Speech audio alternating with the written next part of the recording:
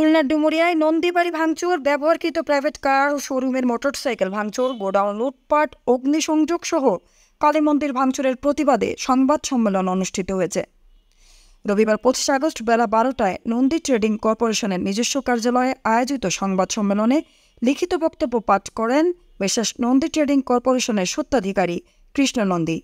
লিখিত বক্তব্যে তিনি বলেন, গত 5 আগস্ট সোমবার স্বৈরাচারী সরকার শেখ হাসিনার পতনের পর বিকেল 4:30টার দিকে 700-800 দুর্বৃত্তকারীরা চুকনগর খুলনা মহাসড়ক অবস্থিত চুকনগর নন্দী বাড়িতে আমার ব্যবসা প্রতিষ্ঠানে প্রবেশ করে বাড়ি ভাঙচুর, ব্যবহৃত প্রাইভেট কার ভাঙচুর, অগ্নিসংযোগ, ধর্মীয় উপাসনালয়ে কালী মন্দির ভাঙচুর সহ কয়েকটি গোডাউনে ব্যাপক লুটপাট করে।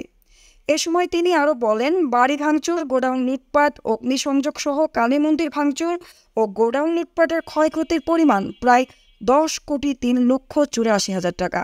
সংবাদ সম্মেলনের মাধ্যমে কৃষ্ণনন্দী আইন প্রয়োগকারী সংস্থা ও প্রধান উপদেষ্টা ডক্টর ইউনূসের হস্তক্ষেপ কামনা করেন।